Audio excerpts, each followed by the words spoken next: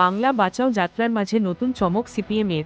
Micro ফিন্যান্সের জুলুমে জর্জরিত মহিলাদের আইনি সহায়তা দিতে পান্ডুয়ার সিপিএম অফিসে আইনি সহায়তা খুলল সিপিএম। উপস্থিত ছিলেন মোহাম্মদ সেলিম, মীনাক্ষী মুখার্জি। বাংলায় ধর্ম ট্রেন্ডের মাঝে জরাসা হটকে সিপিএম। তাহলে কি ২৬শের ভোটে নতুন কোনো সমীকরণ তৈরি হতে চলেছে? সময় বলবে। ভারতের কণ্ঠ বড়।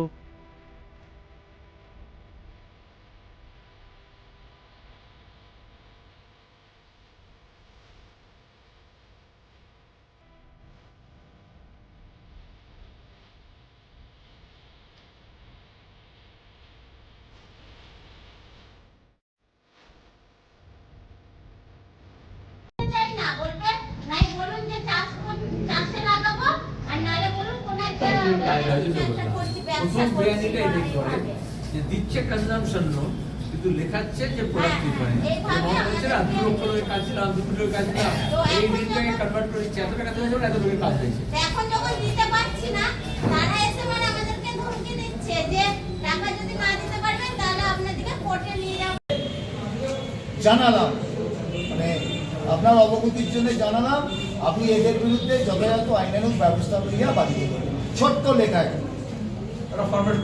এইটা ছোট্ট লেখা। এবার একটা কথা, যে কোনো কেসের থেকে এই কথা বলি আবার বলে পুলিশ, এই আপনি বলছেন আপনি পুলিশ নিচ্ছে না কেসটা, নেবে নিচ্ছে না কেসটা, দেরি করবেন না, সঙ্গে সঙ্গে ওটা একটা খামে ভরে অফিসার ইনচার্জ পান্ডুয়া থানা বলে পোস্ট করে দেবেন। ঠিক আছে, পোস্ট করে দেবেন।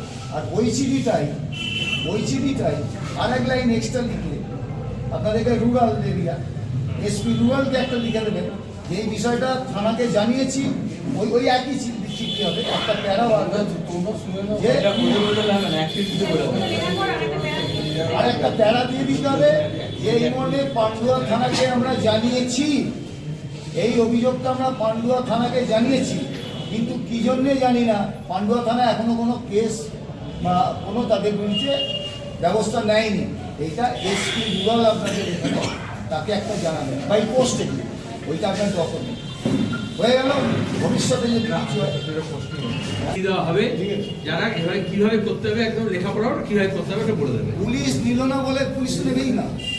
এত লড়াই আন্দোলন হচ্ছে, মাঠ খাচ্ছেন, প্রতিবাদ আন্দোলন করছেন, অভিযোগ জানাতে যাচ্ছেন, পুলিশ নেবে না।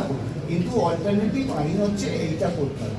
করার পরে তখন 1 সপ্তাহ অপেক্ষা করবেন, করে সংশ্লিষ্ট কোর্টে যাবেন, কোর্টে গিয়ে